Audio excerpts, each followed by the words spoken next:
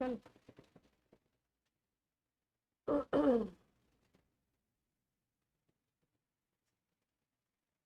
Online में कौन कौन आ गए? Hemang, good evening. विदुषी, राशि एंड रिधिमा। कोमल, अच्छा इधर आ गई है। कोमल ऑनलाइन में ऑफलाइन में आ चुकी है। चलिए, तो आज हम लोग स्टार्ट कर रहे हैं काइनेटिक्स। बेसिक लेक्चर है, इंट्रो है बिल्कुल चैप्टर का। इसको स्टार्ट कर देते हैं और उसके बाद फिर हम लोग कल करने वाले हैं इलेक्ट्रो की प्रॉब्लम्स, एनसीईआरटी की। और एनसीईआरटी हुई अभी, फिर 1-2 टर्न बाद हम लोग लेवल 1 लेवल 2 की शीट ले लेंगे इसकी, क्योंकि अभी एनसीईआरटी में ही आप नहीं कर पाए। चलो हम लोग स्टार्ट कर लेते हैं। चैप्टर जैसा कि आपको पता लग रहा है, चैप्टर नेम क्या है? Chemical kinetics. काइनेटिक्स वर्ड का क्या मतलब होता है? चैप्टर का नाम है भाई आपके केमिकल काइनेटिक्स। केमिकल का मतलब तो है केमिस्ट्री में केमिकल रिएक्शन की बात हो रही है, ठीक है। किसके साथ डील करते हैं हम लोग केमिस्ट्री में? केमिकल रिएक्शन के साथ। और काइनेटिक्स का क्या मतलब होता है? कहीं पे भी काइनेटिक्स, काइनेमेटिक्स ये सब वर्ड आ जाते हैं तो आप क्या बोलते हो? स्पीड वगैरह की बात होती है ना। स्पीड, वेलोसिटी, मोशन, ये बातें होती है ना। तो अब रिएक्शन में क्या बात होगी? केमिकल काइनेटिक्स चैप्टर क्यों डाला गया है, किस लिए, इसकी क्या इंपॉर्टेंस है और क्या चीजें इसमें हम लोग स्टडी करेंगे।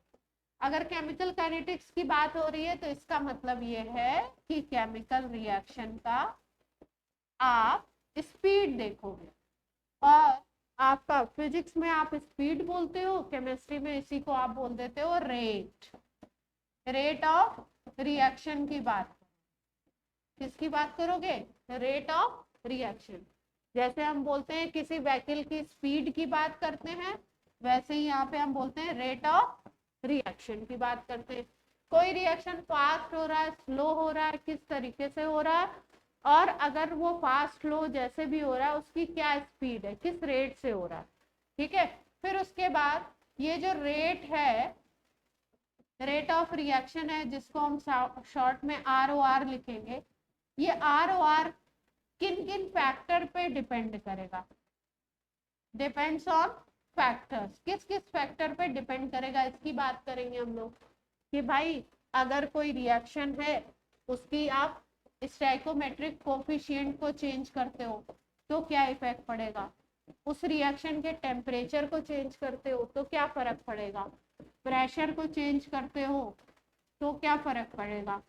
किसी आप कोई रिएक्शन चल रहा है, उसमें आप कोई इनर्ट गैस ऐड कर देते हो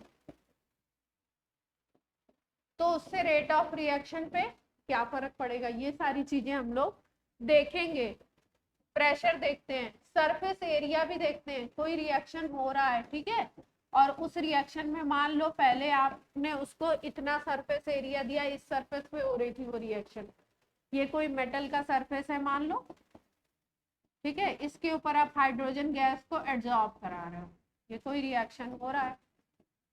अब आपने क्या किया? सरफेस एरिया मेटल का बहुत ज्यादा बढ़ा दिया, 4 टाइम्स 6 टाइम्स कर दिया, सरफेस एरिया को आपने इंक्रीज कर दिया। तो ये इंक्रीज करते हो आप सरफेस एरिया को, तो क्या होता है? रेट चेंज होता है। रेट कम होगा, रेट ज्यादा होगा, रेट कितना होगा, इसकी बात हम लोग करें।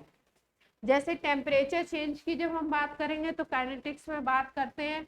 एक साइंटिस्ट है आर्हेनियस, इनका इक्वेशन आता है, ये बताता है कि टेम्परेचर के चेंज होने के साथ साथ रेट कैसे कैसे चेंज होता है। रेट के लिए एक रेट कांस्टेंट की हम बात करते हैं, के की बात करते हैं। जैसे हम लोग बात करते थे केसी की बात करते थे ना, इक्विलिब्रियम कांस्टेंट की, उसी तरीके से यहाँ पे के एक कांस्टेंट है, रेट कांस्टेंट, उसकी बात करेंगे कि टेम्परेचर चेंज करोगे तो क्या चेंज आएगा, प्रेशर चेंज करोगे तो क्या चेंज आएगा, स्टैइकोमेट्रिक कोफिशिएंट चेंज करोगे, और भी बहुत सारे फैक्टर्स होते हैं। तो बेसिकली केमिकल रिएक्शन में रेट के बारे में, रेट कैसे चलेगा। दूसरी चीज, किसका रेट हम डिटरमाइन कर सकते हैं।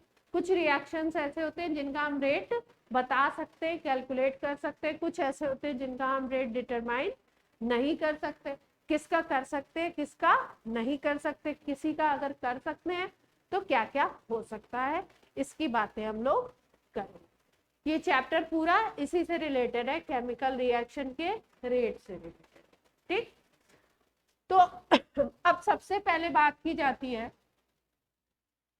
कि रेट ऑफ रिएक्शन पढ़ने जा रहे हैं तो किसका डिटरमाइन करेंगे, किसका डिटरमाइन नहीं करेंगे। इसके लिए 3 कैटेगरी आपको रिएक्शन की बताई गई है। एक को बोलते हो आप फास्ट रिएक्शन,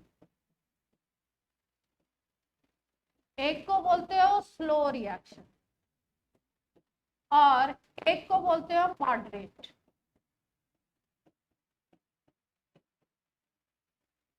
देखो फास्ट किसको बोलेंगे, फास्ट रिएक्शंस वो होते हैं जो 1 सेकेंड से भी छोटे टाइम में, बहुत छोटे टाइम में कंप्लीट हो जाते हैं। ज्यादातर आयनिक रिएक्शन, कैसे रिएक्शन, आयनिक रिएक्शन जो होंगे, वॉइस क्लियर है सबको, ज्यादातर जो आयनिक रिएक्शंस होते हैं वो क्या होते हैं आपके, फास्ट होते हैं। क्यों, क्योंकि इसमें कुछ ब्रेक नहीं करना होता है। सपोज मान लो आप AgNO3 लेते हो और इसमें आपने ऐड किया सपोज HCl, ठीक है, तो ये आपका ऑलरेडी Ag+ और NO3- में होता है। ये आयंस बस एक दूसरे से इलेक्ट्रोस्टैटिक फोर्स से बंधे हुए होते हैं, लेकिन बेसिकली ये आयनिक फॉर्म में होते हैं। ये मान लो H+ और Cl- के फॉर्म में है। ये जैसे ही आपने मिक्स किया वैसे ही ये तुरंत क्या करता है, AgCl बना लेता है और क्या बनाएगा, HNO3 बन जाएगा। ठीक है, और ये जो रिएक्शंस होते हैं ये फ्रैक्शन ऑफ सेकंड के भी बहुत छोटे टाइम में, मतलब अप्रोक्सीमेटली 10⁻⁻⁻6 और 10⁻⁻12 सेकेंड। 1 सेकेंड से कितना छोटा है, देख लो कितने कम टाइम में कंप्लीट हो जाते हैं। तो ये जो फास्ट रिएक्शन है इसका रेट हम नहीं बता सकते। ये आपने मिक्स किया और ये रिएक्शन कंप्लीट हो गया, प्रोडक्ट कंप्लीटली बन गए, तो ऐसे रिएक्शंस का रेट हम पता नहीं करते। फिर कुछ रिएक्शंस ऐसे होते हैं जैसे रेडियो एक्टिव डिके की बात की जाती है, कोई रेडियो एक्टिव सब्सटेंस डिके होता है, या अभी हम लोगों ने इलेक्ट्रोकेमिकल सीरीज उसमें इलेक्ट्रोकेमिस्ट्री में पढ़ा था रस्टिंग ऑफ आयरन। ठीक है, तो आयरन का कोई पीस आपने 1-2 दिन 4 दिन 10 दिन छोड़ते हो तो ऐसे तुरंत रस्टिंग नहीं होती, टाइम लगता है। रस्टिंग होने में क्या होता है, एक पर्टिकुलर बहुत ज्यादा टाइम लगता है। तो ऐसे रिएक्शंस को हम क्या कहते हैं, स्लो रिएक्शन, जो क्या होंगे, बहुत ज्यादा टाइम टेकिंग होंगे। आप ये भी कह सकते हो कि ईयर्स लग जाते हैं इनको कंप्लीट होने में। कितना टाइम लगता है, ईयर्स लग जाते हैं। जैसे एग्जांपल में आप क्या बोल सकते हो, रस्टिंग बोल सकते हो, रस्टिंग ऑफ आयरन। फिर जो सबसे लास्ट कैटेगरी है जिसके रेट को हम लोग डिटरमाइन करेंगे, जिसके रेट के बारे में हम बात करेंगे, उसको हम बोलते हैं मॉडरेट। मॉडरेट का मतलब है ना तो बहुत फास्ट है और ना ही बहुत स्लो है। तो मॉडरेट टाइप के जो रिएक्शंस होते हैं, और इसमें ज्यादातर रिएक्शंस आते हैं मॉलिक्यूलर रिएक्शन। मॉलिक्यूलर का मतलब आयंस नहीं होते हैं, मॉलिक्यूल्स आपस में रिएक्ट करते हैं। तो ये रिएक्शंस ऐसे होते हैं जिनका रेट ना तो बहुत स्लो होता है और ना ही बहुत फास्ट होता है, तो हम लोग इजीली इसको कैलकुलेट कर पाते हैं। क्लियर है, जैसे मान लो हमारे पास ये है H2 + I2 गिव्स बनता है 2HI। ठीक है, तो ये मॉडरेट लेवल का रिएक्शन होगा। मॉडरेट स्पीड होती है इसकी। क्यों मॉडरेट होती है, देखो मॉलिक्यूल है H2, ठीक है, तो क्या होगा, H और H सिंगल बॉन्ड होगा। I2 में क्या होगा, I और I सिंगल बॉन्ड होगा। क्या बनना है, 2HI को बनना है, तो H और I का बॉन्ड बनना है। तो प्रोसेस जो होगा, जो रिएक्शन होगा, इसमें प्रोसेस क्या हो रहा है, H H बॉन्ड, इसको ब्रेक होना पड़ेगा,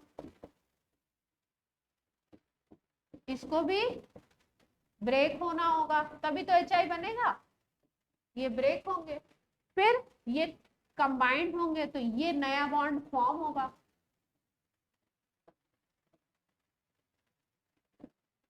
और इसमें क्या होता है, इसमें थोड़ा टाइम लगता है। तो ऐसे रिएक्शंस जो मॉडरेट स्पीड के होते हैं, उनकी स्पीड, उनका रेट हम क्या कर सकते हैं, ROR कैन बी कैलकुलेटेड। और इस चैप्टर में ज्यादातर हम लोग यही इसी टाइप के रिएक्शन हम लोग पढ़े। क्लियर है इतनी बात? तो मॉडरेट या मॉलिक्यूलर लेवल के रिएक्शंस हम लोग पढ़े। फिर उसके बाद जो रिएक्शंस आपको देखने को मिलते हैं वो कैसे कैसे इस चैप्टर में देखने को मिलेंगे, या हमारे चारों तरफ कैसे कैसे होते हैं। कुछ ऐसे रिएक्शंस होते हैं जिनको हम बोलते हैं एलिमेंट्री। क्या नाम देते हैं, एलिमेंट्री। एलिमेंट्री का मतलब है कि एक सिंगल स्टेप में हो जाएगा कंप्लीट। सिंगल स्टेप में क्या होगा, रिएक्शन कंप्लीट होगा। ठीक है, जैसे मान लो हमने बोला ए ब्रेक होता है, बी और सी बनाता है, रिएक्शन के बारे में ये इंफॉर्मेशन। तो आप देख रहे हो सिंगल स्टेप रिएक्शन है, एक ही स्टेप में कंप्लीट हो गई, तो इसको क्या बोलोगे, एलिमेंट्री रिएक्शन। कुछ ऐसे होते हैं जो कैसे होते हैं, multi step.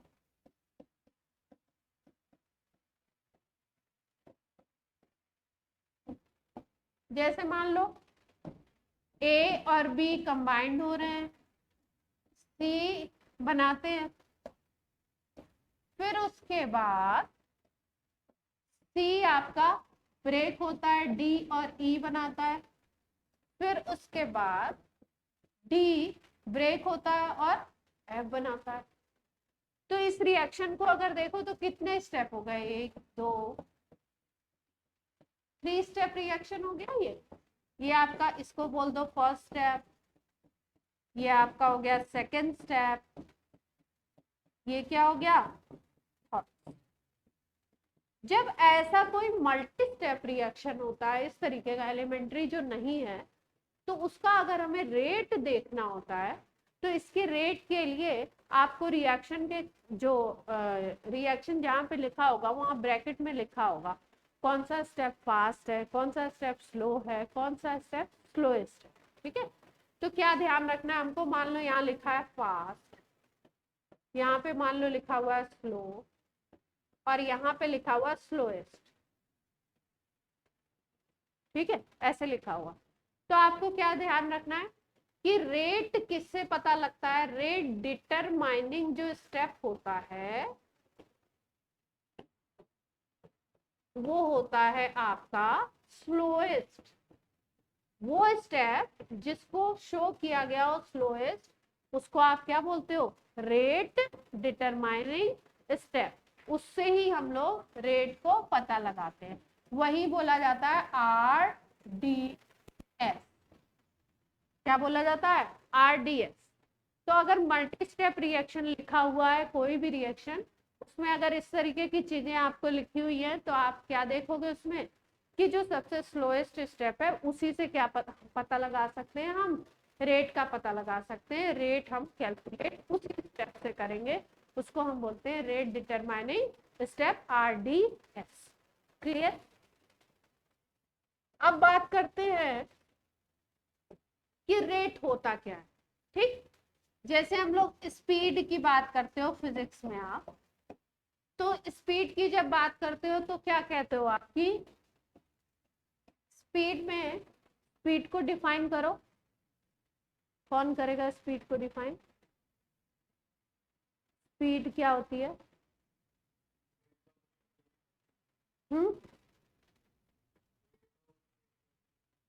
Rate of change of position with respect to time.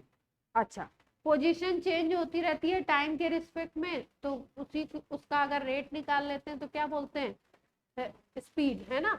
या हम लोग ऐसे भी बोलते हैं ना, स्पीड को अगर फॉर्मूला वाइज बोले तो डिस्टेंस अपॉन टाइम बोल देते हैं ना। अगर वेलोसिटी की बात करते हैं तो डिस्प्लेसमेंट, हाँ, ओवर टाइम बोल देते हैं, है ना, यही तो बोलते हैं, यही बोलते हैं ना। तो अब यहाँ पे वेलोसिटी और स्पीड केमिस्ट्री में बात एक ही है, वेलोसिटी वर्ड बोलते हैं, स्पीड बोलते हैं, ये वर्ड बोले नहीं जाते, आपको बोलते हैं क्या, रेट बोलते हैं, स्पीड की जगह क्या बोलते हैं, रेट बोलते हैं। फिजिक्स में तो आपका वेक्टर, स्केलर, ये सब चलता है, स्पीड अलग चीज है, वेलोसिटी अलग चीज है, ऐसे हो जाता है। यहाँ पे इसी की तरीके से क्या होता है, रेट, रेट ऑफ रिएक्शन, ठीक। तो यहाँ पे स्पीड क्या था, डिस्टेंस में कितना चेंज आ रहा है। मान लो कोई आपका कोई ऑब्जेक्ट है, ऐसे डब्ल्यू पाथ पे चल रहा है, ठीक। तो हमें मान लो ये ए पॉइंट है, ये बी है, ये सी है, ये डी है, ये ई है। तो अगर हमें निकालना है, और ये जो स्टार्ट हुआ है ए से, ए पे स्टार्टिंग पॉइंट T1 टाइम इसका था 5 सेकेंड, और ये ई पे आया, ये ए पे ये टाइम, तो ई पे T2 जो टाइम है वो है आपका 20 सेकेंड, ठीक है। तो स्पीड हम लोग कैसे निकालते हैं, अगर हमें स्पीड निकालनी है तो क्या करते हैं, टोटल डिस्टेंस ले लेते हो जितना कवर किया उसने, और डिवाइडेड बाय क्या करते हो, टाइम इंटरवल करते हो ना, यही करते हैं हम लोग, ठीक। तो टोटल डिस्टेंस क्या हो जाएगा, A B plus B C plus C D plus D E, और टाइम इंटरवल क्या ले लेंगे, 5 सेकेंड पे स्टार्ट किया था, 20 सेकेंड पे खत्म किया, तो 20 - 5 हो जाएगा, ठीक है। इतनी बात सबको क्लियर है। वेलोसिटी में कुछ और चीजें जाएगी, आपका ये डिस्प्लेसमेंट ले लोगे तो, है ना, ए ही ले लोगे, ए ही बाई 15 कर दोगे, ये वेलोसिटी आ जाएगी आप, ठीक। अब रेट लिखना है, तो रेट के लिए क्या होगा, रेट में क्या होता है, रिएक्टेंट होते हैं, प्रोडक्ट होते हैं, रिएक्टेंट और प्रोडक्ट की कंसंट्रेशन चेंज होती है, क्या चेंज होती है, कंसंट्रेशन। यहाँ पे पोजीशन चेंज होती है ऑब्जेक्ट की, यहाँ पे क्या चेंज होती है, कंसंट्रेशन चेंज होती है। तो अगर रेट की बात करते हैं तो हम लोग बोलते हैं it is change in concentration of reactant और प्रोडक्ट, प्रोडक्ट से भी निकाल सकते हैं, पर यूनिट टाइम, ऐसा कह सकते हो, 1 सेकेंड में जितना भी कॉन्सेंट्रेशन में चेंज हो रहा है, या रिएक्टेंट की या प्रोडक्ट की, उसी को हम लोग क्या कहते हैं, रेट ऑफ रिएक्शन, ROR बोलेंगे। तो ROR को हम लोग ऐसे लिख सकते हैं क्या, रेट ऑफ रिएक्शन को हम ऐसे लिख सकते हैं, ROR को delta C by delta T लिख सकते हो, डेल्टा लिख सकते हैं, डेल्टा का मतलब क्या हो गया, चेंज इन कॉन्सेंट्रेशन, ये रिएक्टेंट की भी हो सकती है, प्रोडक्ट की भी हो सकती है, divided by time interval. Clear है यहां तक बात, ठीक है। अब देख,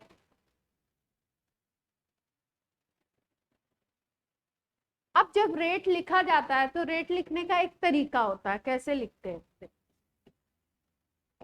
रेट ऑफ रिएक्शन की अगर बात करो तो लिखा कैसे जाता है रेट, मान लो ये A, ये 2B, ये मिलके बनाता है 3C प्लस, ठीक। ये रिएक्टेंट हो गए तुम्हारे, ये क्या हो गए, प्रोडक्ट। अच्छा, किसी की भी कॉन्सेंट्रेशन में अगर चेंज दिया है तो आप रेट निकाल सकते, किसी एक की भी कॉन्सेंट्रेशन का चेंज और टाइम दिया हुआ है तो आप रेट निकाल सकते हो। अब रेट ऑफ रिएक्शन आपको लिखना है, तो रेट ऑफ रिएक्शन लिखने का क्या तरीका होता है, ROR अगर लिखना है तो ROR लिखने का तरीका होता है, आप ऐसे लिखोगे, delta C by delta T, और वो भी ये किसकी कंसेंट्रेशन में चेंज होगा, C ना लिख के हम लोग लिख देते हैं A, ए की कंसंट्रेशन में कितना चेंज है डिवाइडेड बाय डेल्टा टी, और यहाँ नीचे की तरफ आते हैं स्टाइकोमेट्रिक कोफिशिएंट। क्या आ जाते हैं? Stoichiometric coefficient. तो अगर इस रिएक्शन को हमें लिखना है तो कैसे लिखोगे आप? रेट ऑफ रिएक्शन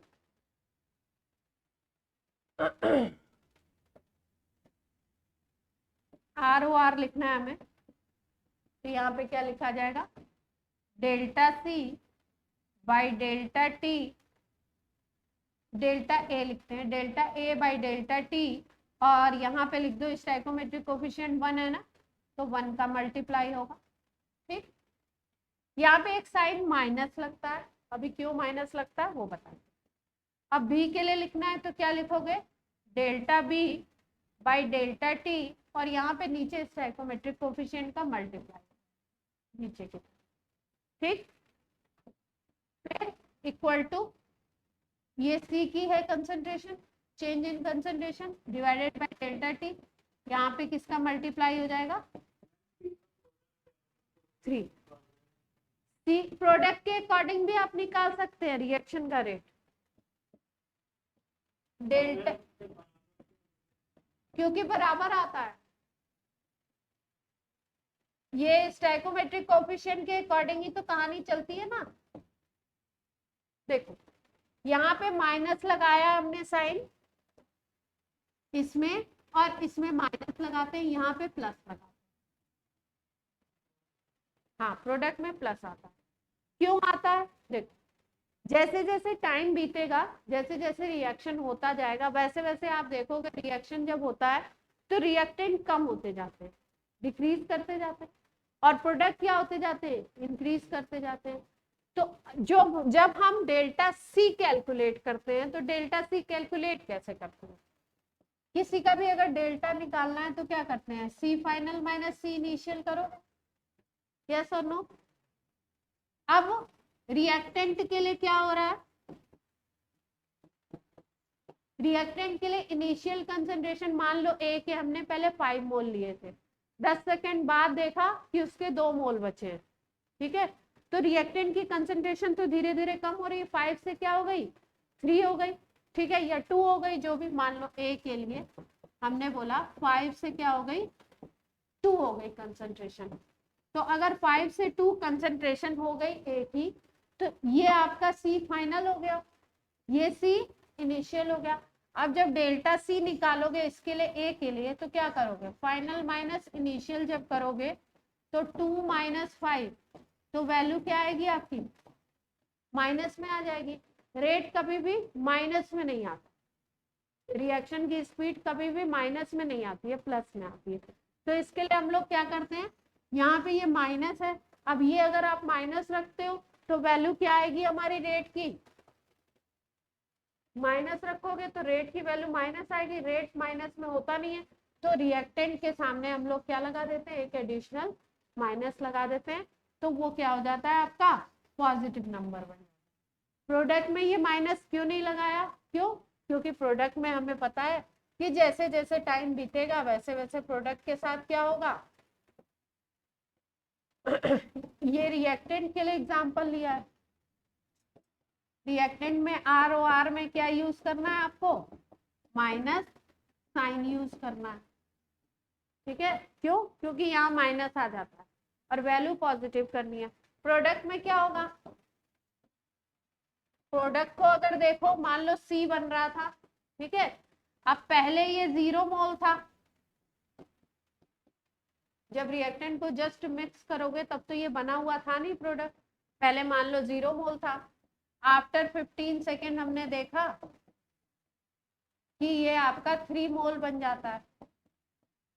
ठीक है, तो अब ये सी इनिशियल हो गया, इसका 0 था, और ये क्या हो गया इसका? सी फाइनल। अब यहाँ जब डेल्टा सी निकालोगे, सी फाइनल माइनस सी इनिशियल, तो आप देखते हो 3 माइनस 0 पॉजिटिव वैल्यू आती है। तो यहाँ पे आपका रेट क्या आएगा? अब टाइम से डिवाइड कर दोगे तो नंबर क्या आएगा? जो भी आएगा वो पॉजिटिव आएगा। तो इसलिए प्रोडक्ट में हमको क्या साइन रखना होता है? पॉजिटिव। प्रोडक्ट का जब ROR लिखोगे तो पॉजिटिव साइन होगा, और जब आप रिएक्टेंट के लिए ROR लिखोगे तो क्या आएगा, नेगेटिव साइन। वैल्यू जब निकालोगे तो दोनों की क्या आएगी, सेम। क्लियर? मतलब रिएक्शन का रेट, आप किसी का भी चेंज आपको पता है तो आप बता सकते हैं। किसी भी एक रिएक्टेंट का पता है, किसी भी एक प्रोडक्ट का पता है तो आप लोग रेट बता सकते हैं। ये रेट ऑफ रिएक्शन है, ये ए के अकॉर्डिंग निकाला गया है, delta A by delta T. ये बी के अकॉर्डिंग निकाला गया है, delta B by delta T multiplied by 2 नीचे की तरफ, delta C by 3 delta T, delta D by delta. Clear? तो यहाँ नीचे जो नंबर आ रहे हैं वो कौन से हैं, स्टोइकोमेट्रिक कोएफिशिएंट।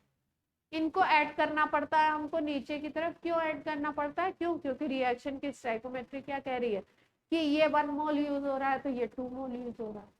अगर ये 1 मोल और 2 मोल यूज हो रहे हैं तो ये 3 मोल बन रहा है और ये 1 मोल बन रहा है। तो इसके अकॉर्डिंग आपको पर मोल कैलकुलेट करना पड़ता है रेट। तो पर मोल के लिए आप मोल को नीचे ले आते हैं। ठीक है, इसका भी लॉजिक है कि नीचे क्यों आया नंबर। रेट आपको निकालना है तो आप 1 मोल के अकॉर्डिंग दे। क्लियर? अब कोई रिएक्शन हो रहा है तो उसमें आप रेट निकाल सकते हो। मान लो ए बनाता है प्रोडक्ट, ठीक है। अब आपको दे दिया कि ए का इनिशियल कंसंट्रेशन था सपोज 5 मोल पर लीटर,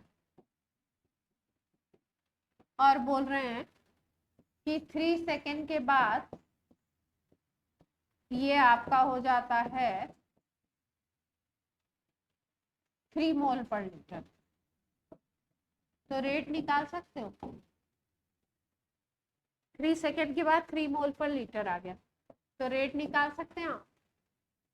रेट निकालना है तो क्या करें, ROR rate of reaction is equal to क्या आ जाएगा, 1 बाई, यहाँ पे तो स्टोइकोमेट्रिक कोएफिशिएंट 1 ही है। इंफॉर्मेशन किसकी दी है, ए की दी हुई है तो उसी की यूज कर लो। Delta A by delta T, मतलब ए की कंसंट्रेशन में change in concentration of A, और यहाँ पे डेल्टा टी। ठीक है, माइनस साइन लगा दे, माइनस भी तो लगाना है। कंसंट्रेशन चेंज क्या हुई, माइनस लगा दिया, 3 से क्या हो गई, फाइनल 3 हो गई मोल पर लीटर पर सेकेंड। टाइम 3 सेकेंड था तो कितना आ जाएगा, 2/3 आ जाएगा मोल पर लीटर। क्लियर है? ये क्या था, सिंपलेस्ट क्वेश्चन। अब चलो भाई, अब एक और चीज देखते हैं। एक तो हमने बात करी रेट ऑफ रिएक्शन की, ROR की बात की। एक होता है कभी कभी आपको क्वेश्चन में देते हैं rate of appearance of this, rate of disappearance. Disappear कौन होगा, रिएक्टेंट। रिएक्टेंट खत्म होता जाएगा तो उसके डिसअपीयरेंस का रेट पूछते हैं, और प्रोडक्ट बनता जाएगा तो वो अपीयर हो रहा है तो उसके लिए रेट ऑफ अपीयरेंस या रेट ऑफ फॉर्मेशन पूछते हैं। ठीक है, क्या टर्म यूज करते हैं, 2 टर्म है, rate of appearance of any reactant, ये पूछेंगे, या आप इसी के लिए बोलेंगे term rate of formation of reactant. दोनों बात एक ही है,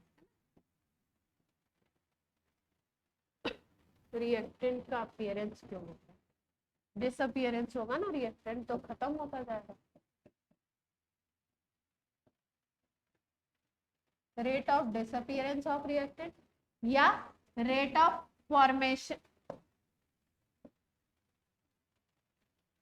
rate of decomposition of reactant, एक ही बात है, ये निकालना। ठीक है, इसी रिएक्शन को।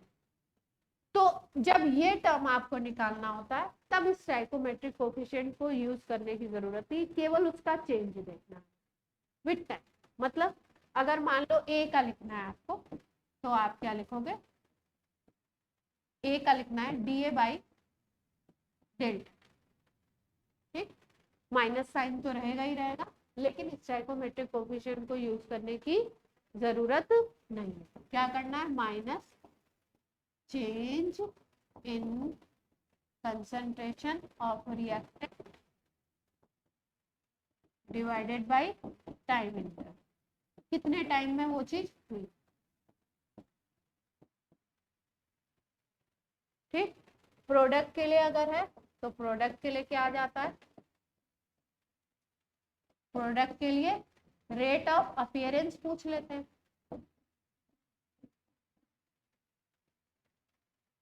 या रेट ऑफ फॉर्मेशन। राइटिंग समझ आ रही है बच्चों, दोनों एक ही बात है। प्रोडक्ट है, मान लो सी प्रोडक्ट है, delta C by delta T हो जाएगा, स्टैइकोमेट्रिक कोफिशिएंट नहीं लेना है, ठीक है।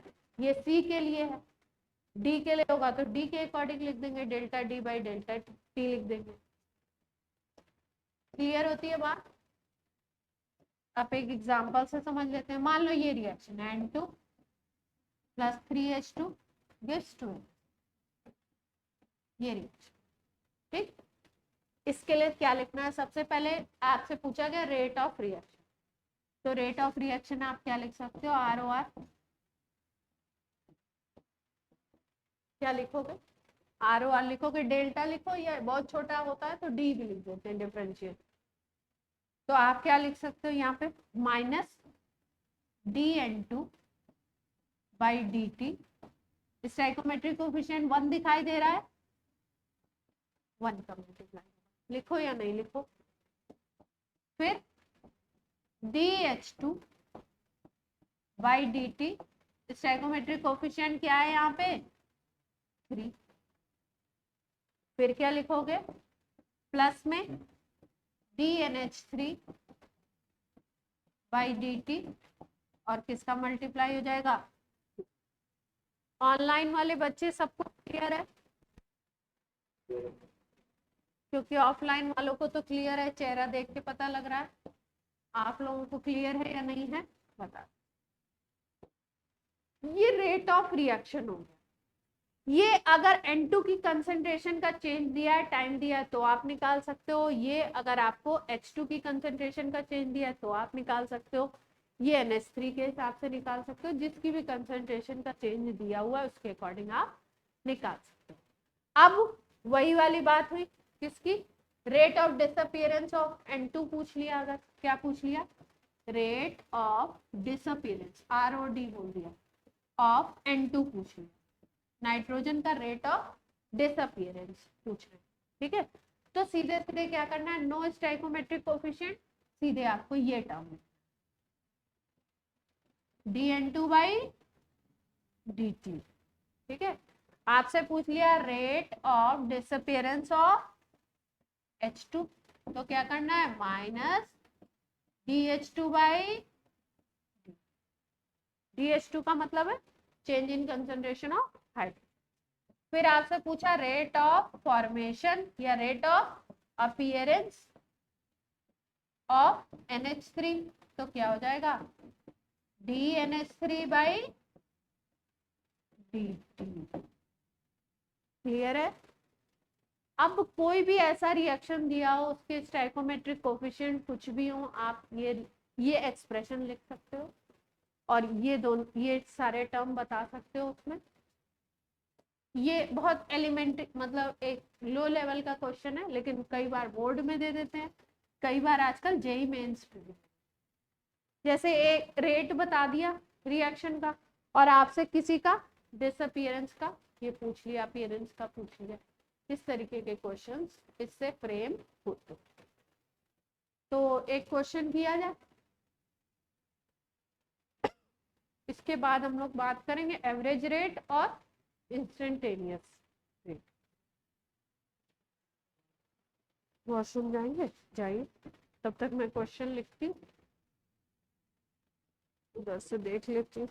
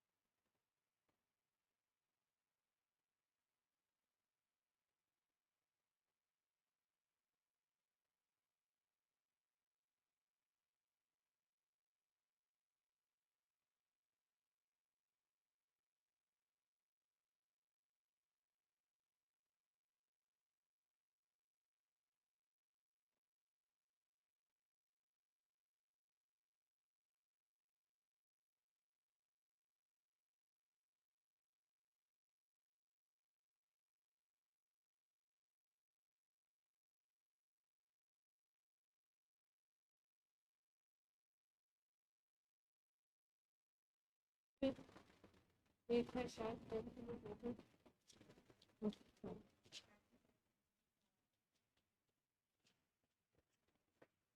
पुरानी नाम पॉपुलर हो गया सही में।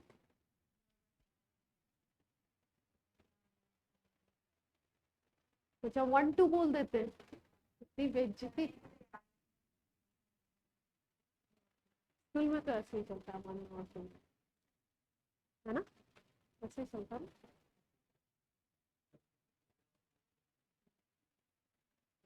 तुम्हें क्या बोलते हैं?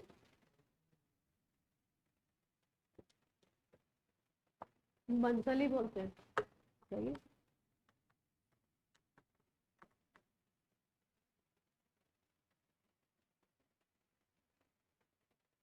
मेरी क्लास में भी एक लड़की थी सेम, मेरा ही नाम था। और इत्तेफाक ये था कि उसके दूसरे 12th में शायद उसका एडमिशन हुआ था, उसके पापा का भी नाम सेम। हाँ, मेरे पापा का सिमिलर नेम सेम था। तो फिर बाद में हमें भी 1 और 2, जैसे जब 12th में वो होते हैं ना क्या, एग्जाम्स वगैरह होते हैं, तो प्रैक्टिकल के उसके लिए रोल नंबर वगैरह के लिए जब बातचीत होती है तो बोले अच्छा इसका नाम ये है, अच्छा पापा का नाम चेक कर लो। तो हाँ, पूरा नेम ही सेम था। वो भी राजपूत थी, मैं भी राजपूत, और इत्तेफाक से हम लोग के गांव वाँव भी पास पास में ही थे। बाद में पता लगा कि ज्यादा ही सेम है। चलो क्वेश्चन किया जाए। सब लोग पेपर पेन लेके रेडी हो जाओ। क्वेश्चन है आपका, रिएक्शन है 2A+B gives C+2C+3D। ये रिएक्शन है।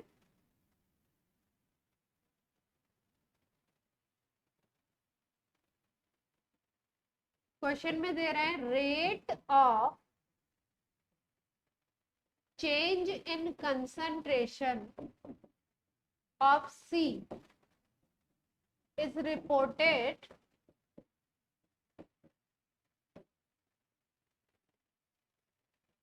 1 mole per liter second. Calculate करना है आपको, calculate rate as well as, rate भी निकालना है और आपको निकालना है rate of change of concentration of A B and D.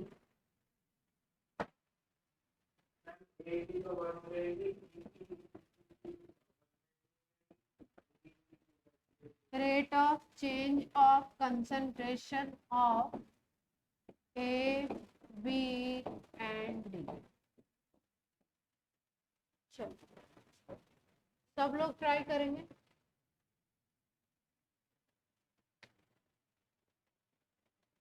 Given data क्या है, समझ आ रहा है सबको? क्या गिवन है?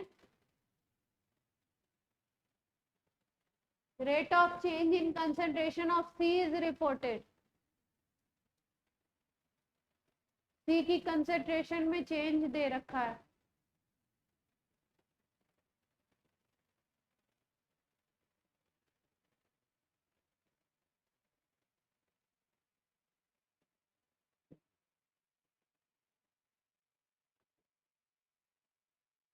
क्या बता रहे थे हेमांग, क्या आएगा? एक ही तो बनी आएगी। अच्छा। हम्म।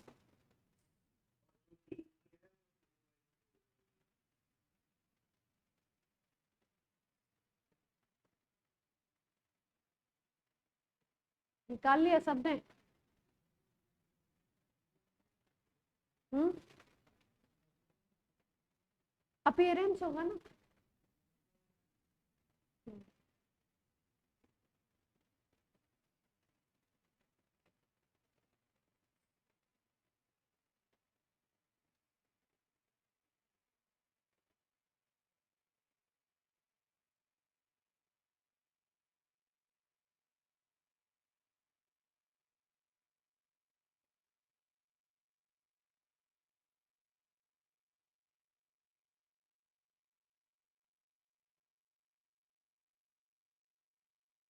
Rate of change in concentration of C ऐसे लिखा हुआ है ना, इसका मतलब इन्होंने D C by D T दिया हुआ है।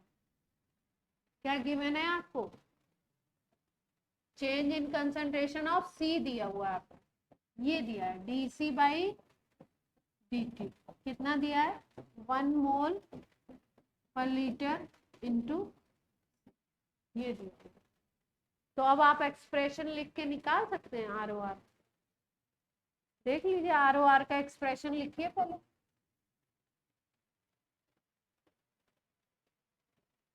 उसी से आपको D A by D T निकालना है, D B by D T और D D by D T.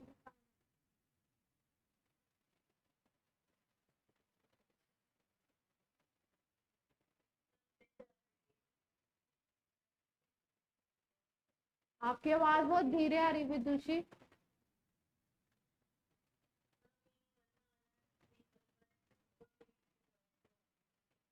अच्छा अभी चेक कर लेते। कर लिया सबने? मैं करूँ आप? एक्सप्रेशन क्या है आपका? 2a plus B gas 2c plus 3d।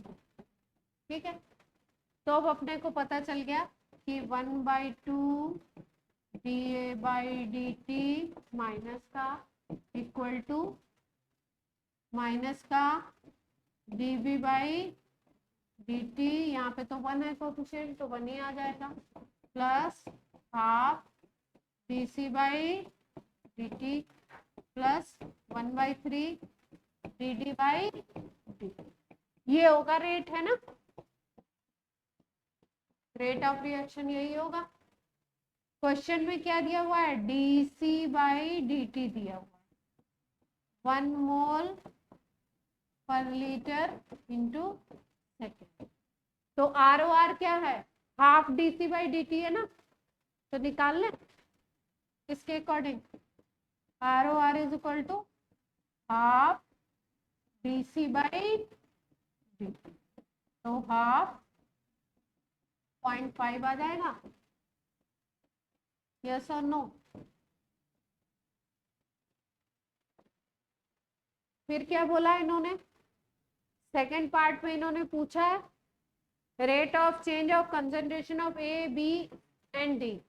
तो रेट ऑफ रिएक्शन नहीं पूछा है, केवल चेंज इन कंसंट्रेशन, मतलब वही अपीयरेंस और डिसअपीयरेंस की बात कर रहा है। तो ए बी और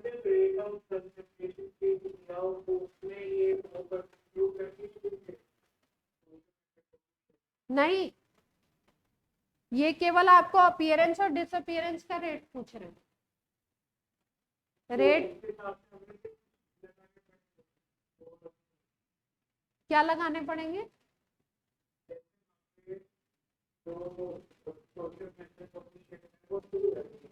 हाँ हाँ, ये रेट में तो है ही ना, तुम्हारे रेट के एक्सप्रेशन में तो है ही। रेट आपने इसके किसके अकॉर्डिंग निकाल लिया?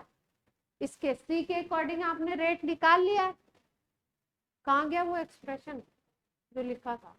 आगे लिख दिया। ये सी के अकॉर्डिंग निकाल लिया ना आपने rate, half D C by D T. ये वैल्यू हमने निकाल ली, कितनी आ गई? 0.5 मोल पर लीटर। अब ये 0.5 मोल पर लीटर इसके भी इक्वल होगा, इसके भी इक्वल होगा, इसके भी इक्वल होगा। तो अब आप निकाल नहीं सकते हो भाई। ये आर ओ आर क्या आया यहाँ से? देखो ध्यान से, ये 0.5 आया ना, यस और नो? आर ओ आर 0.5 आने का क्या मतलब है कि इस वैल्यू के इक्वल भी 0.5 है, इस वैल्यू के इक्वल तो निकाला ही है, इस वैल्यू के इक्वल भी है और ये वाली वैल्यू के भी इक्वल है। अब आपको D A by D T, D D by D T और D B by D T ये निकालना है, तो निकाल नहीं सकते हैं हेमा?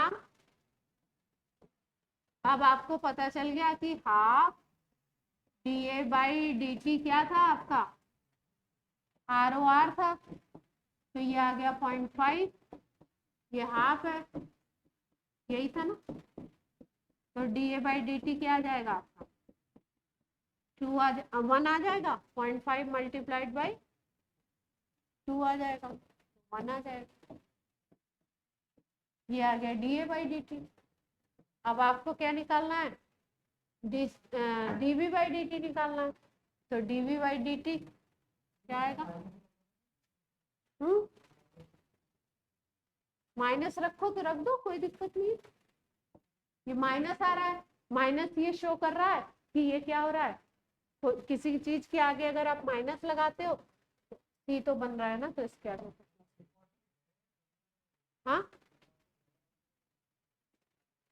देखो रेट लिखते हो तो आपको पॉजिटिव नंबर लिखना होता है, ठीक है। लेकिन अगर आपने माइनस लिख दिया, ठीक है, तो माइनस का मतलब आप रिएक्टेंट को शो कर, हाँ लिख दो तो अच्छा। हाँ लेकिन मान लो आपका ऑप्शन दिए हुए हैं उसमें पॉजिटिव वैल्यू ही दी हुई है, तो ऐसा मत करना कि हम तो माइनस ही लगाएंगे, दिया नहीं है। समझ रहे हो क्या कहना चाह रही हूँ। हाँ अगर कहीं माइनस लिखा है तो आपको उसका मतलब क्या समझना है कि वो रिएक्टेंट की बात कर रहे हैं। अगर कहीं पे पॉजिटिव करके लिखा हुआ है तो पॉजिटिव का मतलब आपको क्या समझना है, प्रोडक्ट की बात कर रहे हैं। अब आपका क्या निकल गया है,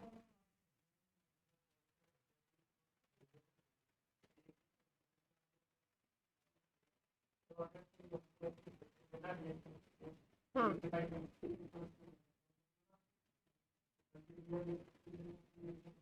नहीं नहीं नहीं नहीं, रिएक्शन देंगे, ऐसे हवा में थोड़ी पूछेंगे आपसे, रिएक्शन देंगे। बिना रिएक्शन के देंगे तो आप कैसे पता लगाओगे, या तो लिखो कहीं, कुछ कुछ मेंशन करो, या तो क्वेश्चन में इंक्रीज डिक्रीज कुछ ऐसा मेंशन करो कि इसकी कंसंट्रेशन इंक्रीज हो रही है, इसकी कंसंट्रेशन, कुछ तो इंडिकेशन हो। नहीं नहीं नहीं नहीं नहीं नहीं, ये खेल नहीं है, नहीं नहीं नहीं, ये वाला सीन नहीं है, ठीक है, देंगे, ठीक।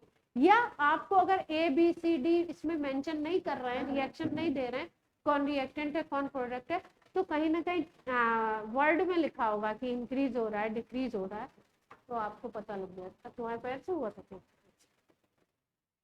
आप निकाल लोगे क्या, dA/dt 1 आ गया है ना, और आपका क्या निकालना था, बी वाला निकालना था, तो dV/dt क्या आ जाएगा, 3/2 क्यों आ रहा है, dV/dt तो इक्वल है ना ROR के, तो 0.5 ही आ जाएगा सीधे सीधे, है ना। और dD/dt क्या आ जाएगा, यहाँ पे क्या था 1/3 था, तो ये 1/3 था 0.5 के इक्वल, तो आपका dD/dt क्या आ जाएगा 0.5 मल्टीप्लाइड बाई 1.5, यूनिट क्या है मोल पर लीटर इनटू, क्लियर, सबको क्लियर है, मानस क्लियर हुआ, एक और करेंगे, एक और करिए तो पता लग जाएगा कि आया कि नहीं आया।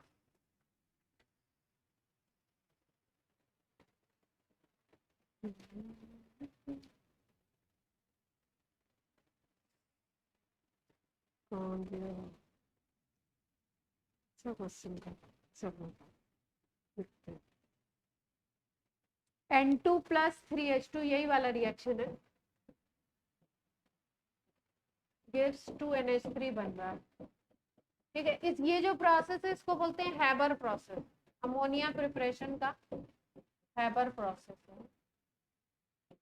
ये प्रोसेस दिया हुआ है, under certain condition of partial pressure and temperature rate of formation of NH3, क्या दे रहे हैं, rate of formation of NH3 is given to you 0.001 kg/h, देख पा रहे हो, लिख रहे हैं calculate rate of conversion of H2 under same condition,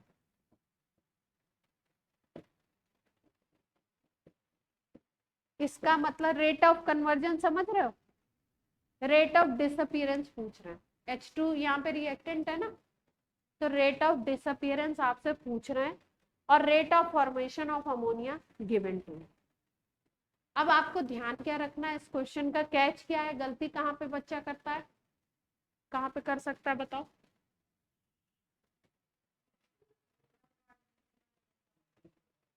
हाँ, केजी पर आर, यहाँ पे गलती कर सकता है। ये फॉर्मेशन और रिएक्शन तो लिख लेगा वो, एक्सप्रेशन अगर उसको लिखने आता है तो वो लिख लेगा। यहाँ पे 0.01 केजी पर आर दिया हुआ है ना, इसको किस में कन्वर्ट करना पड़ेगा हमको, मोल पर आर में कन्वर्ट। ये केजी को पहले ग्राम में कन्वर्ट करो, फिर उसको किस में कन्वर्ट करो, मोल में कन्वर्ट करो, अमोनिया के मोलर मास से डिवाइड करो, तब ये आएगा आपका मोल पर आर में। ठीक है, आर में कोई दिक्कत नहीं है, आप उसी तरीके से रख सकते हो। और लीटर भी लेना पड़ेगा, इन्होंने वो दिया नहीं है, कंटेनर का वॉल्यूम भी देना चाहिए ना।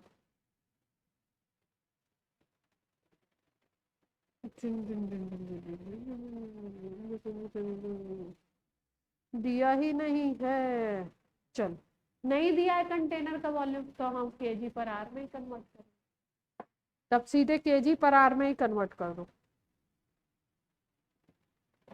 ठीक है, आंसर केजी पर आर में देंगे, लेकिन पहले आपको इसको मोल में कन्वर्ट करना पड़ेगा, क्योंकि कोई भी जो रिएक्शन होता है वो किसके अकॉर्डिंग होता है, मोल के अकॉर्डिंग। कंटेनर का वॉल्यूम इन्होंने नहीं दिया, अगर वॉल्यूम देते तो वॉल्यूम से भी डिवाइड करते। चलो एक्सप्रेशन लिखो, स्टार्ट।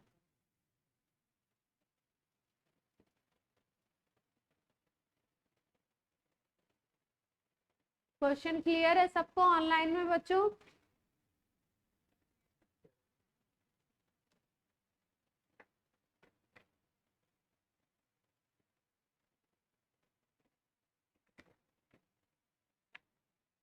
पहले उसको मोल पर आर में बना लो, फिर एक्सप्रेशन लिखो।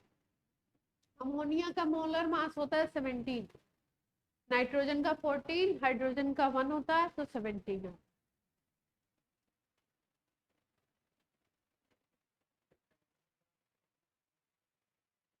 कहाँ, एन का 17 होता है, 23 Na का होता है, Na का सोडियम का होता है।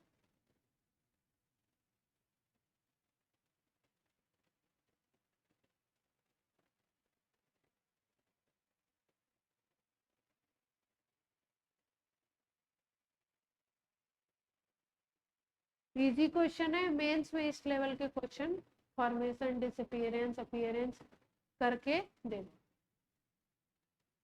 2-3 क्वेश्चन बनते हैं इस चैप्टर से। एक हाँ, 0.0 मोल में नहीं निकालना है, आंसर ऑप्शंस केजी पर आर में।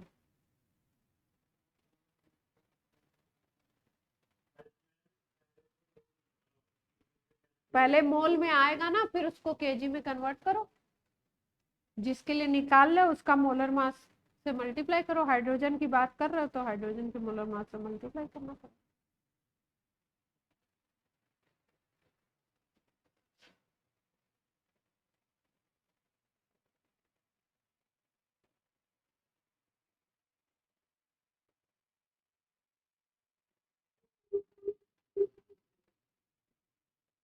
0.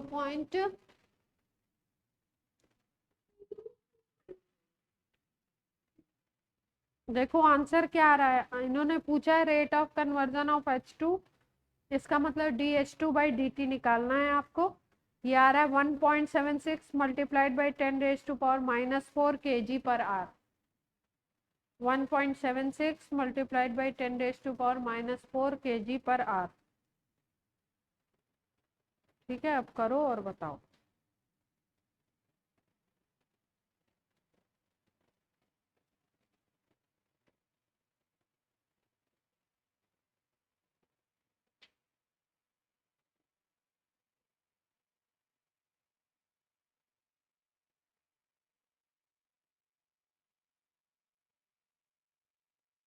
डेटा को चेंज करना है, एक्सप्रेशन लिखना है, और कुछ तो काम है नहीं इसमें।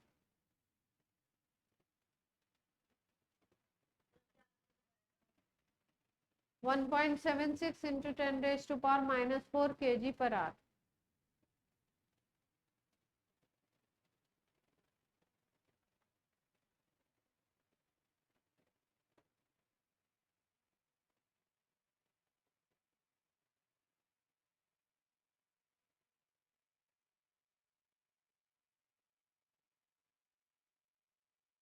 ये शेखर मैथ्स में भी ऐसे इरेगुलर रहता है, केमिस्ट्री की क्लास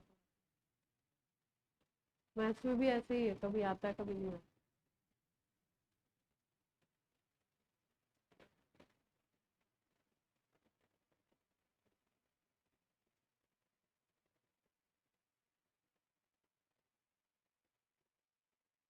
मैं करके बताऊं, आप लोग चेक करो कि आप लोग सही डायरेक्शन में जा रहे हो कि गलत। और जो लोग पहुंचने वाले हैं वो बोर्ड पे मत देखना, है ना। रिएक्शन था ये,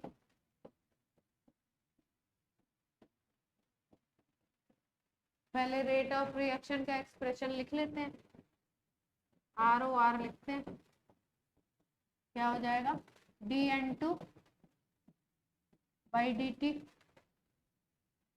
फिर -1/3 dH2/dt प्लस 1/2 dNH3/dt। क्लियर है। क्वेश्चन में पूछा क्या गया, हाइड्रोजन का पूछ रहे हैं। सबसे पहले क्वेश्चन पढ़ते ही आपको समझ में आना चाहिए कि पूछा गया क्या है। पूछा गया है क्वेश्चन में हाइड्रोजन के, ये पूछ रहे हैं dH2/dt, ये पूछा जा रहा है। तो अगर हमको कहीं से भी ROR मिल जाए तो ROR इज इक्वल टू ये कर देंगे, तो हमारा आ जाएगा dH2/dt, निकाल सकते हैं हम लोग। अब ROR निकालने के लिए इसकी कंडीशन दी हुई है, अमोनिया की दी हुई है ना। क्या दी हुई है, अमोनिया के लिए दिया हुआ है dNH3/dt इज इक्वल टू, कितना दिया है 0.05 दिया है कि 1 दिया, केजी में बताओ ना पहले। 1, ठीक है। ये दिया हुआ है kg/r में। अब इसको पहले ग्राम में कन्वर्ट करें, तो 0.01 10⁻³ ये ग्राम में आ गया पर आर। अब मोल में कन्वर्ट करना है, ये पॉइंट आपका 0.1 है तो आपका ये पूरा कट जाएगा ना, 1 हो जाएगा। अब डिवाइडेड बाय 17 कर दो, तो मोल पर आर में आ गई ये बात अपनी, है। एन का 14 था। कहाँ भैया, तुम्हारी ट्रेन कहीं और निकल गई, हमारी अलग चल रही है। 1/17 आ गई वैल्यू, ठीक है। अब तो कोई दिक्कत ही नहीं है, dNH3/dt आ चुका है 1/17। अब dNH3 का हाफ अगर लेते हो तो वो आता है 1/3 dH2/dt। तो ये पता है dNH3 का जब हम हाफ लेते हैं तो ये आता है 1/3 dN2/dt, dH2/dt। तो dH2/dt निकालना है तो इसको इधर रखते हैं, बाकी ये नंबर को इधर ले जाओ, तो ये 3/2 dNH3/dt आ गया। ये 3/2 और ये कितना आया था हमारा 1/17, तो ये आ गया 3/34। ये आया है हमारा मोल पर आर, है ना। अब अगर आंसर आपको केजी में देना है तो है ये किसका, हाइड्रोजन के लिए निकाला है ना हमने, यस और नो। तो हाइड्रोजन के लिए तुमने कैलकुलेट किया तो हाइड्रोजन के मोलर मास से मल्टीप्लाई कर दो, तो मोल किस में कन्वर्ट हो जाएगा, ग्राम में आ जाएगा। तो ये था अपना, कितना था 1/3/30, 3/34। अब क्या करो, मोलर मास से मल्टीप्लाई कर दो, मोलर मास ऑफ H2 से मल्टीप्लाई। 3/34, H2 का मोलर मास 2 होता है, ये ग्राम पर आर में आ गया, केजी में कन्वर्ट करना है तो 1000 से डिवाइड कर दो 10⁻³ से, तो ये किस में आ गया, केजी पर आर में, ऑप्शन केजी पर आर में, इसलिए ये सब करना पड़ रहा है। अब ये फिर से 17 बन गए। अब ये 3/17 को कैलकुलेट करो कितना आ रहा है जल्दी से। 3/17 देखो कितना आ रहा है,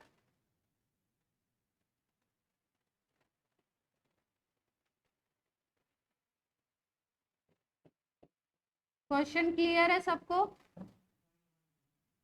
0.10, अच्छा 0.10 आ रहा है, तो 1 अपना तो आंसर ये नहीं आ रहा, उसमें आंसर कुछ और था।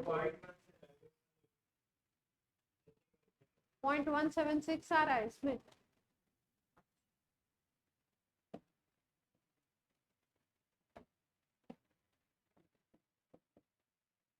अब ये अपने को इधर ले जाओगे तो ये 1.76 बन जाएगा, है ना? तो आंसर क्या होगा अपना फाइनल?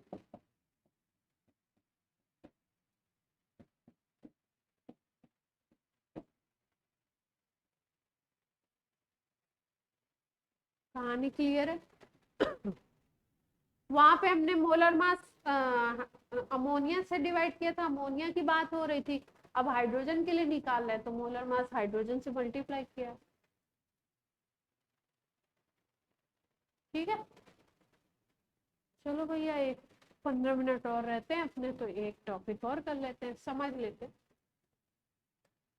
रेट की जब बात करते हैं इस चैप्टर में तो दो तरीके के रेट की बात की जाती है, एक बोला जाता है इंस्टेंटेनियस रेट और एक बोलते हैं एवरेज रेट। फिजिक्स में भी ये सुना होगा आपने, एवरेज स्पीड और इंस्टेंटेनियस स्पीड या वेलोसिटी जो भी है। सारांश जल्दी से बता दो, ये चैप्टर हो चुका होगा स्पीड वेलोसिटी वाला फिजिक्स में,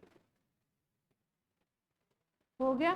तो बस बता दो जल्दी से, एवरेज स्पीड या वेलोसिटी क्या होती है और इंस्टेंटेनियस स्पीड।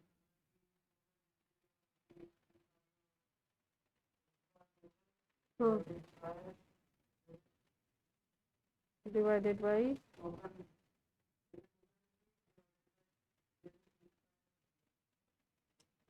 अच्छा इंस्टेंटेनियस बता दो।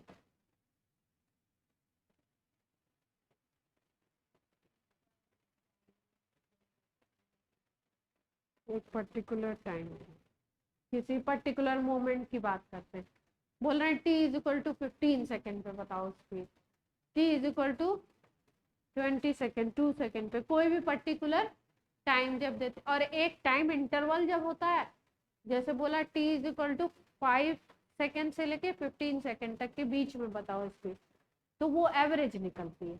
क्या निकलती है? एवरेज निकलती है। और किसी एक इंस्टेंट, किसी एक मोमेंट के लिए निकालते हैं, किसी एक पर्टिकुलर सेकंड के लिए निकालते हैं, तो उसको क्या कहते हैं? Instantaneous speed. तो यहाँ पे भी वही है, वेलोसिटी या रेट की बात हो रही है, तो रेट कितने तरीके से आप बोल सकते हो? आप एक बोल एवरेज रेट, ठीक है, और दूसरा क्या बोल सकते हो आप? इंस्टेंटेनियस रेट बोल सकते हो, है ना? तो एवरेज क्या बोलोगे, किसको बोलोगे? फॉर अ टाइम इंटरवल आप बोलते हो, तो वो क्या होता है? फॉर टाइम इंटरवल आप कैलकुलेट करते हो रेट को, उसको आप क्या कहते हो? एवरेज रेट बोलते हो। और इंस्टेंटेनियस क्या हो गया?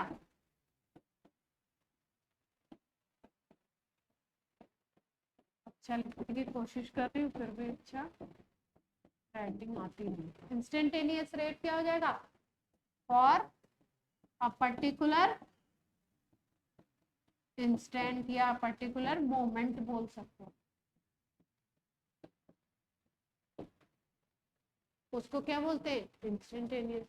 अच्छा, इस पे अगर आपको डिस्प्लेसमेंट और उसका ग्राफ दिया होता है तो आप एवरेज वेलोसिटी और इंस्टेंटेनियस वेलोसिटी कैसे निकालते हो अगर ग्राफ आपके पास होता है डिस्प्लेसमेंट और टाइम का? ये डिस्प्लेसमेंट है ना, एकदम फिजिक्स जैसा चलेगा इसलिए इससे समझा रही हूँ। डिस्प्लेसमेंट और टाइम का ग्राफ दिया हुआ है, तो अगर आपको एवरेज निकालना है, मान लो ऐसे दिया हुआ है, ये ऐसे दिया हुआ है ना, ये कोई टाइम है आपका, ये 15 सेकेंड है, ये 30 सेकेंड है, ये मान लो 45 सेकेंड है। एवरेज की बात करोगे तो कैसे निकालोगे? और अगर किसी इंस्टेंट पे निकालना है, मान लो हमको t इज इक्वल टू 30 पे निकालना है, तो कैसे निकालोगे?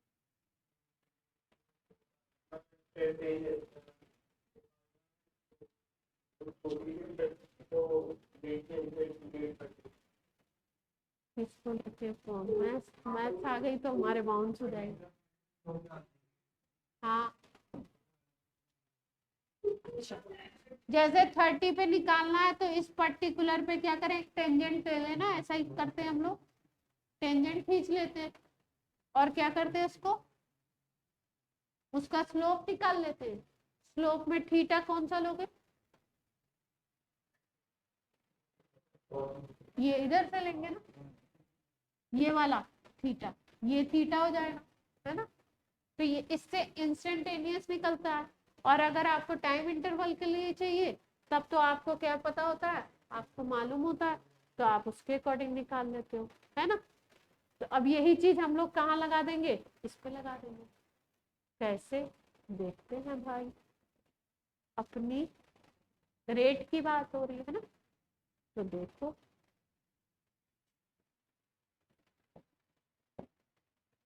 रिएक्टेंट की बात कर लेते हैं। रिएक्टेंट क्या होता है, टाइम के साथ खत्म होता है ना, धीरे धीरे कम होता जाता है, रिएक्टेंट तो खत्म होता जाता है, प्रोडक्ट बनते जाते हैं। तो अगर टाइम मान लो ऐसे, तो कोई ग्राफ मान लो इस तरीके का, ठीक है, ये आपकी क्या है, कॉन्सेंट्रेशन है रिएक्टेंट की, यहाँ पे क्या दिया हुआ है, टाइम दिया हुआ, ये कॉन्सेंट्रेशन किसकी है, रिएक्टेंट, ठीक। तो धीरे धीरे टाइम जैसे जैसे बढ़ेगा, कॉन्सेंट्रेशन क्या हो रही है, डाउन हो रही है, ठीक। अब ये मान लो आपका टाइम है इस तरीके से, ये आपका t is equal to 15 second है, ये मान लो t is equal to 20 second है, ये आपका 25 सेकेंड है, ऐसे दिया हुआ है, ठीक है। यहाँ पे मान लो कंसंट्रेशन C1 है, यहाँ पे मान लो C2 है, यहाँ पे मान लो C3 है, ऐसे कंसंट्रेशन दी हुई है अलग अलग। अब आपको मान लो निकालना है एवरेज रेट निकालना है, और टाइम इंटरवल क्या दिया हुआ है आपका, t इज इक्वल टू 15 से 25 सेकेंड या 20 सेकेंड का, ये दिया। तो कैसे निकालें, 15 to 20 करना है तो डीसी क्या ले लें,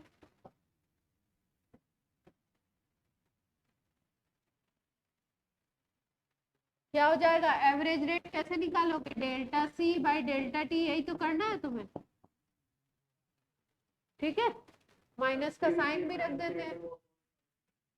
टाइम कितना हो गया, 20 सेकेंड माइनस 15 सेकेंड, 20 माइनस 15 हो गया, और डीसी क्या आ गया आपका, 15 और 20 के पॉइंट देख लो, ये का 15 का मैंने कौन सा बताया, ये वाला है, और 20 वाला ये है।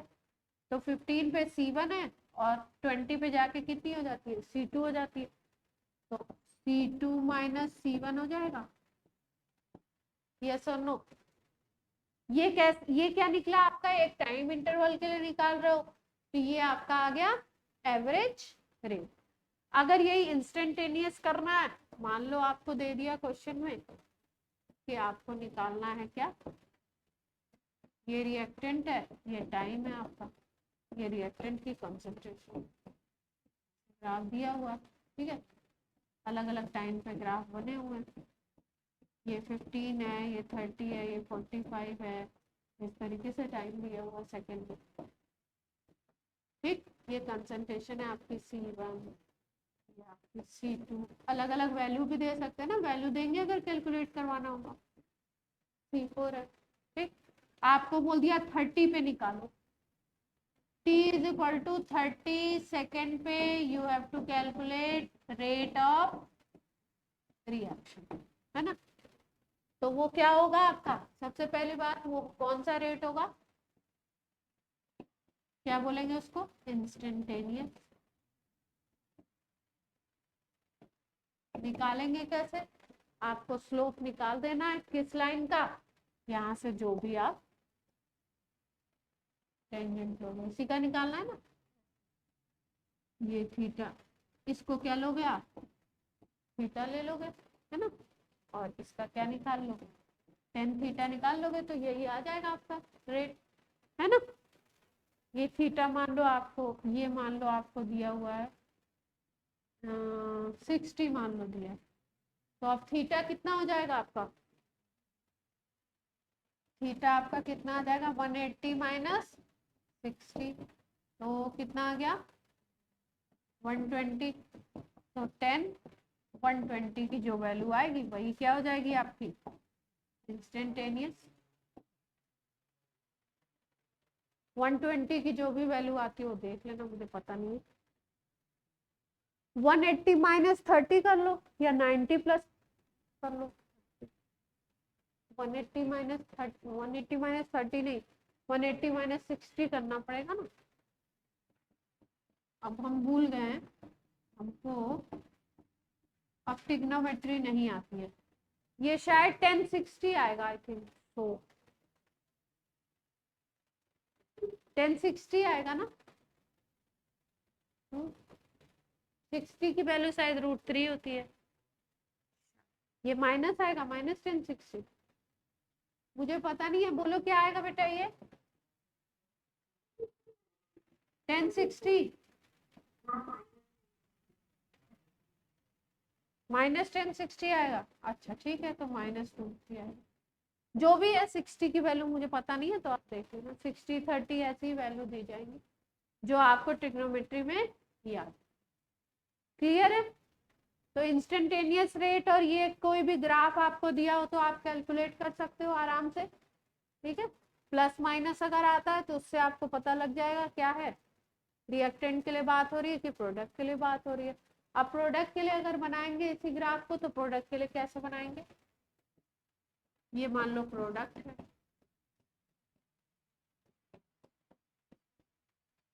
ये टाइम है ना, तो प्रोडक्ट की कंसेंट्रेशन कैसे चेंज होगी, प्रोडक्ट तो बढ़ता है ना, पहले जब रिएक्शन शुरू हुआ, जब आपने जस्ट मिक्सी किया है तब तो प्रोडक्ट बने नहीं थे, तो 0 था, फिर कुछ रिएक्शन ऐसे हो सकता है ना, अलग अलग टाइम पे दिया होगा, ये मान लो आपका T1 है, ये T2 है, ये T3 है, ये C1 है,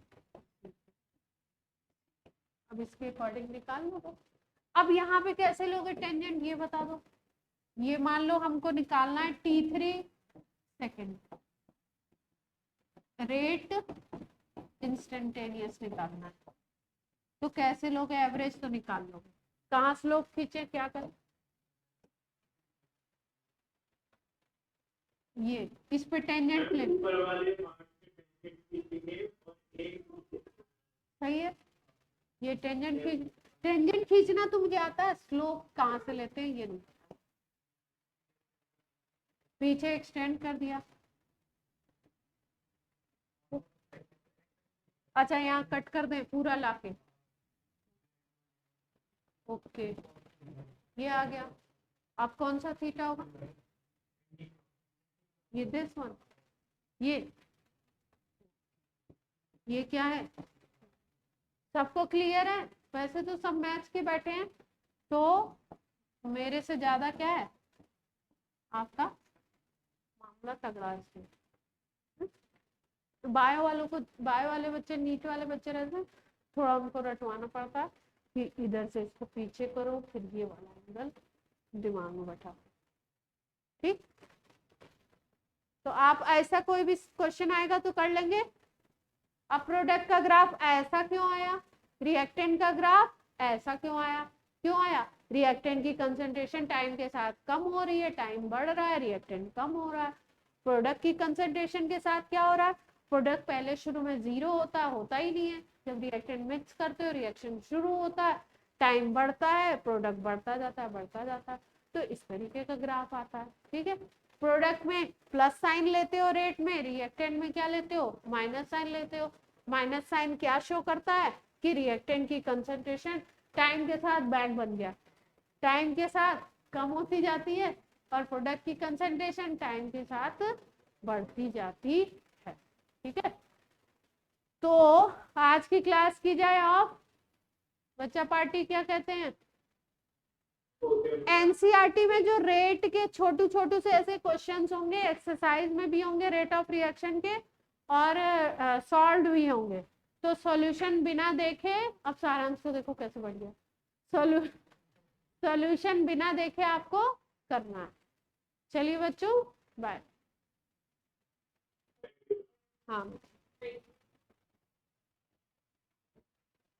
देखो कभी कभी क्या होता है, एक बार रिकॉर्डिंग ऑफ कर दे तब सारांश को समझे।